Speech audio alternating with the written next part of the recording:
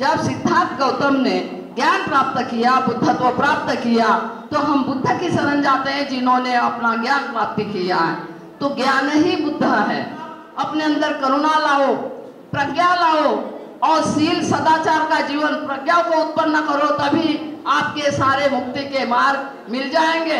वो 2500 से अधिक साल पहले का जो सद्धर्म आप जनता तक पहुंचाने में काम करें, आप भी सुखी रहेंगे, आपका परिवार सुखी रहेगा, आपका परिसर सुखी रहेगा, पड़ोसी और अपने देश में सुख चैन होगा।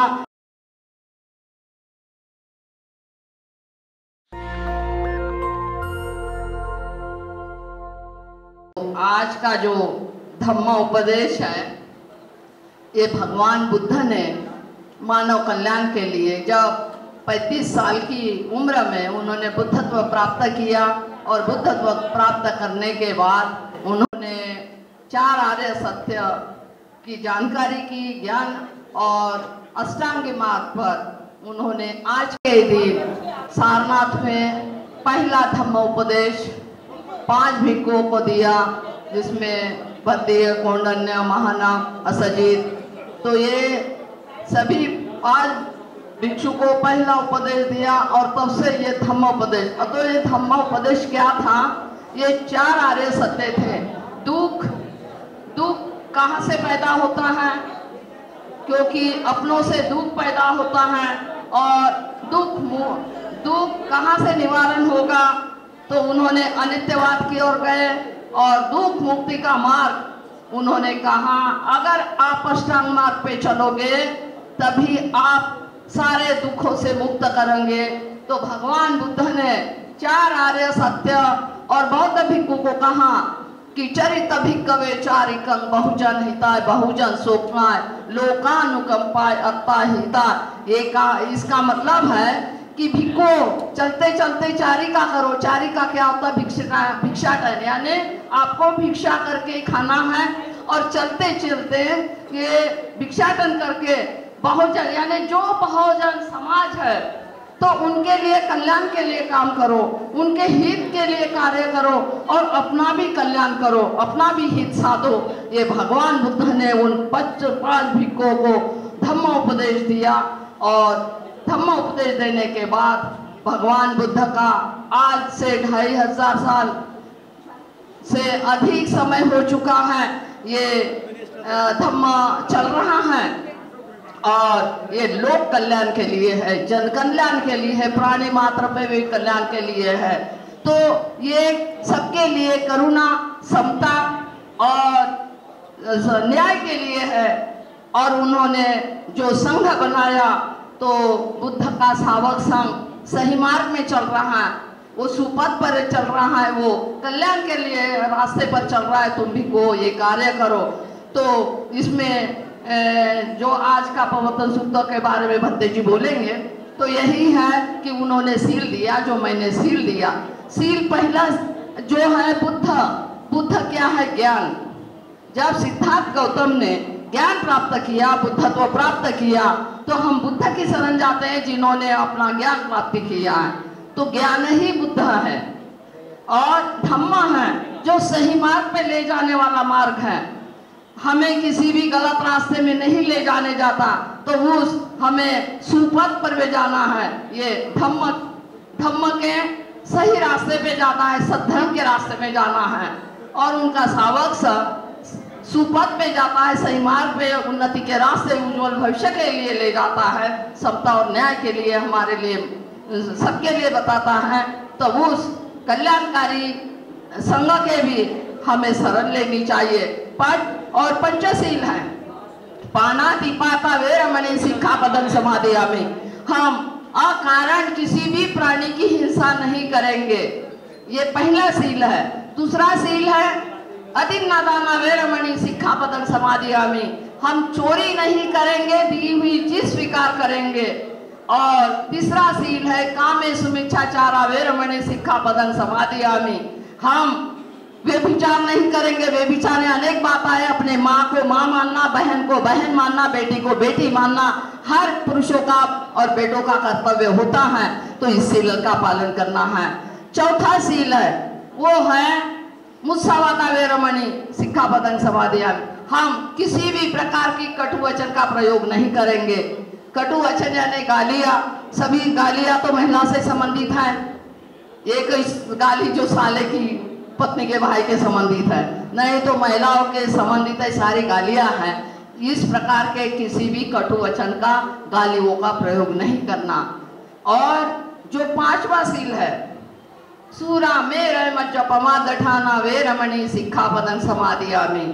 हम दारू यानी नशा किसी भी प्रकार की हो, कच्ची शराब, पक्की शराब, कोई भी जो हमारी हानि करते शरीर को और हमारा होश हवास खो देता है, नशा का नहीं करना है।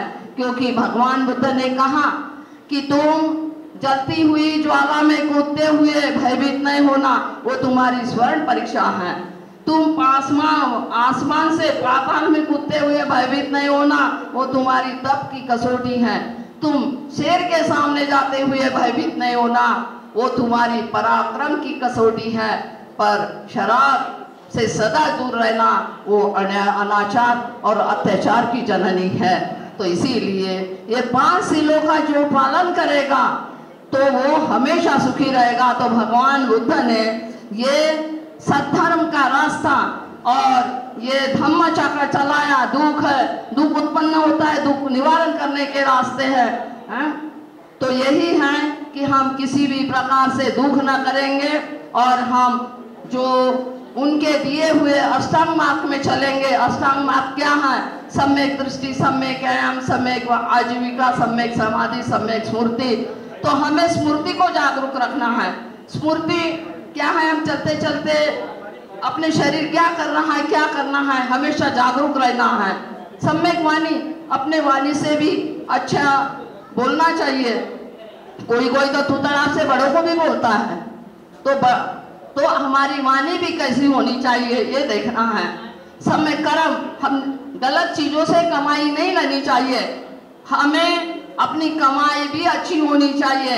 अगर व्यापार भी करते हो तो अपना परिवार चले और अपना प्रॉफिट जितना हो कि कल चलकर मैं अपने दुकान में भी सामान लाऊं और मेरे घर कोई भूखा भी न जाए। तो यही इसी प्रकार इतनी कमाई करो, ये सम्यक आजीविका में आता है। तो ये अष्टांग मार्ग और 4 सत्य पर जो पालन, क्योंकि प्रियों की आसक्ति या दुख होता है, तो यही है हम बहुत सारे धन इकट्ठा करने में आसक्ति में पड़े, दुख का कारण। क्योंकि मनुष्य का जीवन है जन कल्याण के लिए लगाना है। क्योंकि सुखो बुद्धानुपादो सुखो सद्धम्म देशना, सुखो संघर्ष सामग्री समज्ञान तपो सुखो।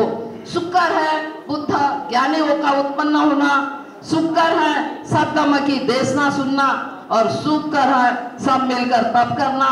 तो आज ये जिस प्रकार आप प्रज्ञा से रहोगे, करुणा मन में लाएंगे, दया लाए, करुणा भी उत्पन्न करनी है, प्रज्ञा भी उत्पन्न करनी है, शील का जीवन भी जीना है। तो यही भगवान बुद्ध ने ये आज के धम्म चक्र प्रवर्तन में यही कहा है कि आप अपने अंदर करुणा लाओ, प्रज्ञा लाओ और शील सदाचार का जीवन, प्रज्ञा को उत्पन्न करो, तभी आपके सारे मुक्ति के मार्ग मिल जाएंगे। क्योंकि अभी बहुत ज्यादा समय नहीं, एक सूत्र भी बोलना है।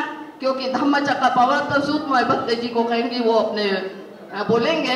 तो यही है, मैं अपने ज्यादा कुछ ना कहते हुए यही कहूंगी कि धम्मचर्य सुचरितं न तं दूतचरितं चरे, धम्मचारी सुखम सेति अस्मि लोके परमहित, न तावता धम्मधरो यावत्ता बहुभाषति यो चप्पि दुष्वाना धम्मं कायन पश्यति। जो धम्म का आचरण करता है, जो सद्धर्म को जानता है, तो जो धम्मपदिष्ठा है वो हमेशा सुपूर्वक रहता है। क्योंकि तथागत भगवान बुद्ध का मंगलकारी रास्ता है। आषाढ़ पूर्णिमा के दिन है भगवान बुद्ध ने ज्ञान प्राप्ति के बाद जो धम्म दिया। तो आज की आषाढ़ पूर्णिमा है, वर्षावास चालू होता है। 4 महीना ये वर्षावास चालू है, एक अधिक महीना बढ़ गया है। और हमारा जो वर्षावास, क्योंकि बारिश के कारण वर्षा जैने लोग चातुर्मास कहते हैं, तो कार्तिक पूर्णिमासी तक हमारा ये 4 महीने का होता, अश्विन पूर्णिमा को समाप्त होता है। तो ये वर्षावास के दिन बौद्ध भिक्षु बारिश के कारण उस टाइम असुविधा थी, रास्ते सही नहीं होते थे, बिच्छू चलते हुए कपड़े पूरे नहीं होते थे, भीगे रहते, बीमार होते, चलते चलते सांप बिच्छू से भी कोई मर जाते थे। इसीलिए आज से उन्होंने ये वर्षावास चालू करने की जो प्रथा बौद्ध भिक्षु के लिए डाली है, और बौद्ध भिक्षु 3-4 महीने विहार में रहकर चिंतन मनन करता है और लोगों को कल्याणकारी मार्ग देता है। खुद भी स्वस्थ रहने के लिए औरों के लिए भी 3 महीने तक वो जागरूक करता है कि दुख मुक्ति के रास्ते में चलो और अष्टांग मार्ग का पालन करो। तो यही है, ये 3 महीने का 4 महीने का वर्षावास जो है आज से चालू हुआ है।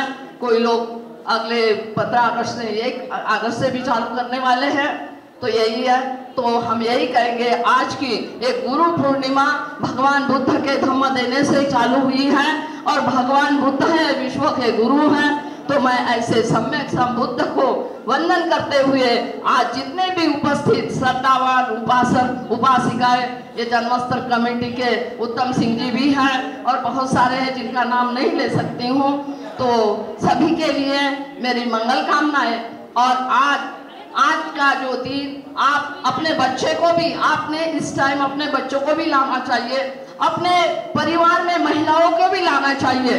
पहला गुरु महिला बच्चों को देती हैं, ज्ञान देती हैं, तो आप आगे चलकर आप अपने बच्चों को भी ये सद्धर्म समझा दीजिए। और बुद्ध का वो 2500 से अधिक साल पहले का जो सद्धर्म आप जनता तक पहुंचाने में काम करें। आप भी सुखी रहेंगे, आपका परिवार सुखी रहेगा, आपका परिसर सुखी रहेगा, पड़ोसी और अपने देश में सुख चैन होगा। विदेश में के भी आक्रमण पर नहीं होंगे, और हमारे से विदेश ने भी सीखा है। तो मैं बुद्ध को वंदन करते हुए आप सभी के लिए फिर से मंगल भाव डॉक्टर बाबा साहब आम्बेडकर जी के लिए मेरी कोटि कोटि श्रद्धा सुमन। भवतु सब मंगलम, भवतु सब मंगलम, भवतु सब मंगलम। नेशनल दस्तक की आपसे गुजारिश है कि अगर इसको बचाना चाहते हैं तो नेशनल दस्तक को सब्सक्राइब करने के लिए रेड कलर के सब्सक्राइब बटन को दबाएं, फिर बेल आइकन की घंटी दबाएं। नेशनल दस्तक को बचाने के लिए बहुत जरूरी है कि हर खबर को शेयर करें, लाइक करें, कमेंट जरूर करें।